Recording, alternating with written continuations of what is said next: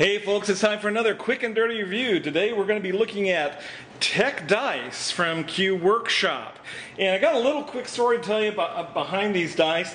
I first was introduced to the idea of the Tek Dice when I did a search a while back for a D100 die, and I found this on the Shapeways site. I don't know how well that's going to come on camera. This is actually a picture straight off the Shapeways site of a D100 that was called Tek Dice. I thought, man, that is a really cool die. I didn't end up getting the Shapeways copy made, but I did look around further and found the guy had made a full set of polyhedral dice, in addition, a standard RPG set, in addition to this D100, but he didn't make the models available on Shapeways, and I was considering actually buying them off Shapeways if they were available.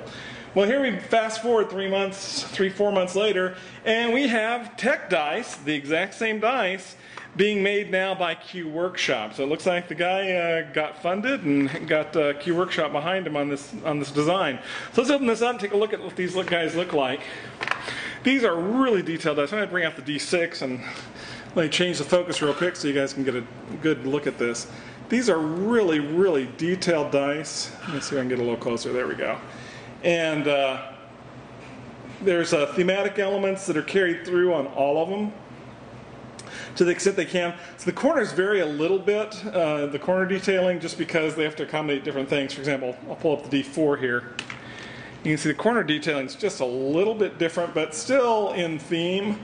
And it still has the bars on the side. I'm loving the font he used, kind of a really futuristic font he's got going there. Here's the D20. So again, just a really nice look, a consistent theme all the way across. Just a cool dice. Q Workshop has these in a number of different color combinations. I think there's 6 different combinations. I picked the white and the black because it reminded me of Star Wars Stormtroopers, and that seemed appropriate for Tek Dice. Oddly, the original color combination that the designer had, which was kind of a dark gray with bright orange, kind of a safety orange. Sorry, get me back in focus here. Was not one of the color combinations, at least so far, that Q Workshop has put out. Well, let's get to the roll. Pick these up.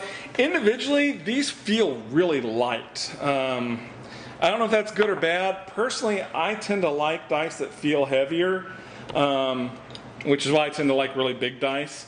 They don't feel bad, but they are, like I said, they're a little bit lighter than their, for example, similar 60mm dice set from Chessex would be.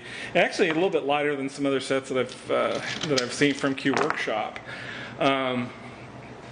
But like their Elfin dice. But they're cool. The carving on them, you can feel it in your hand. It gives them a nice, really kind of a cool, rough feel to them. I mean, they are very much a carved dice. This is not just printed on. But they roll fairly. Great conversation piece if you're bringing them to a D&D match or something similar. Your dungeon master or your game master shouldn't have any problem with bringing them in. And like I said, they're a great conversation piece. They look really good.